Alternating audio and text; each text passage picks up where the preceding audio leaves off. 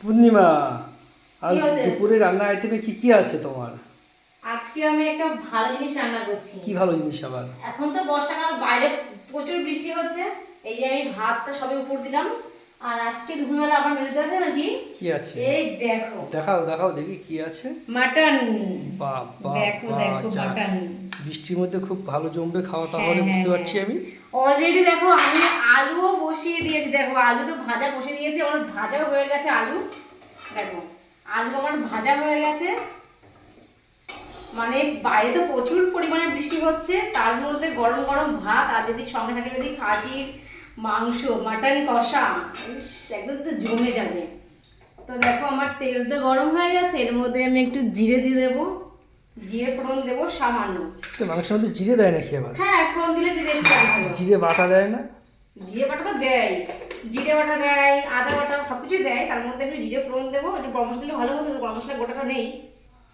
দিয়ে দেবো পেঁয়াজ, দিয়ে দেবো।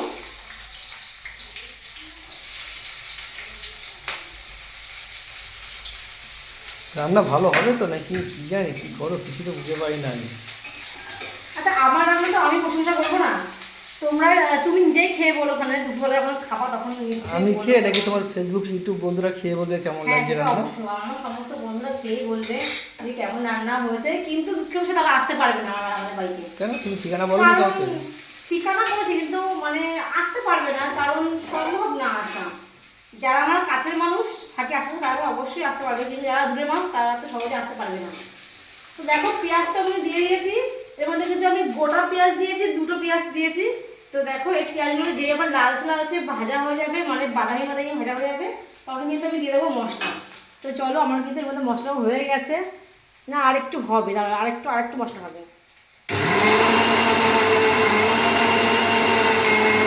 বাদামি কালার কিন্তু চলে এসছে। এবার এর মধ্যে দিয়ে দেবেন আমি কি মশলা।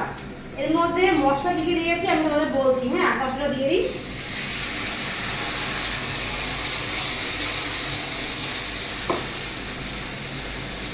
এর মধ্যে মশলা দিয়ে দিয়েছি হচ্ছে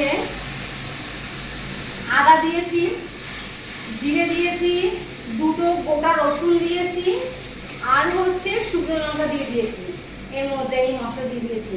তো এটা কিন্তু ভালো করে আমি কষাবো, কারণ এই না কষালে না এটা একটা একটা কাঁচা কাঁচা গন্ধ বেরোবে, রসুনের কাঁচা কাঁচা একটা গন্ধ বেরোবে। এই জন্য আমি ভালো করে মশলাটা কষিয়ে নেব।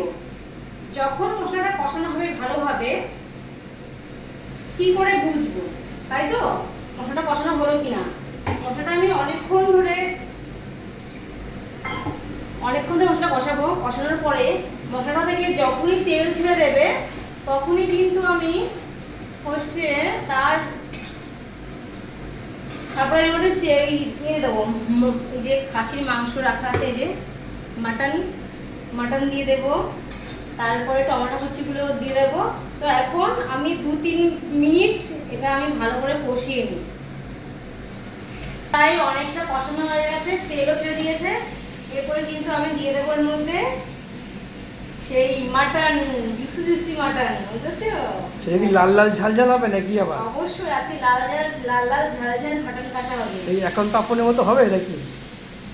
একান্ত আপনার তোমার ঝরে ঝরে পড়ে যায়। এটা হবে মিষ্টি দিয়ে আর কালি দিয়ে সেই লাল লাল ঝাল ঝাল মাটন কষা।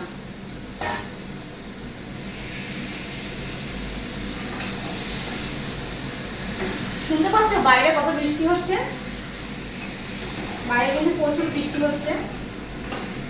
আর বৃষ্টির মধ্যে কিন্তু বৃষ্টির মধ্যে পড়ে যদি অ্যাকচুয়ালি মানে চিকেন কি হতো, খিচুড়ি করাটা হতো। হ্যাঁ, একটা খিচুড়ি করেছিল, খিচুড়ি রেসিপি তো আমি তোমাদেরকে দিয়েছি। না গো, দিইনি খিচুড়ি রেসিপি। এই তো পরশুদিনকে খিচুড়ি করেছিলাম। প্রচুর মানে তোমার বৃষ্টি হচ্ছিল, আজকেও কিন্তু বেশ বৃষ্টি বাইরে, প্রচুর বৃষ্টি কিন্তু আজকে বাইরে। তা আমার কিন্তু কষানো হয়ে গেছে। তো আমি কিন্তু এখন দেখো এই ভাজা আলুটা আমি রেখেছিলাম, এই ভাজার উপর দিয়ে দেবো। কারণ আগের থেকে দিইনি কেন, তাহলে আলুটা না গলে যেত, মাংস সেদ্ধ হতো না। তো দেখো আমার কিন্তু কষানো হয়ে গেছে, এরপরে আমি জল দিয়ে দেবো। দেখো দেখো প্রায় অর্ধেকের বেশি কিন্তু কষানো হয়ে গেছে। এবার এরপরে জল দিয়ে আমি ঢাকা দিয়ে দেব। আর মিনিট জ্বললেই কিন্তু হয়ে যাবে আমার মাটন কষা।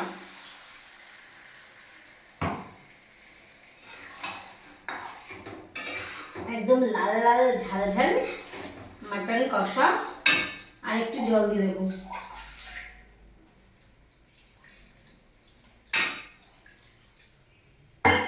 দেখো দেখো কি সুন্দর কালারটা এসছে।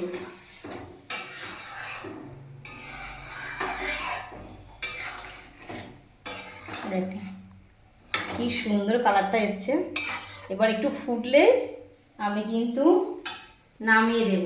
তারপরে কি গরম গরম ভাতে এক থালা ভাত আর দুটো মাটন কষা তো মানে সেই লাগে খেতে। তো রান্নার পরে আমি আবারও দেখাচ্ছি তোমাদের কেমন হয়েছে, শেষ পর্যন্ত কেমন সেদ্ধ হলো।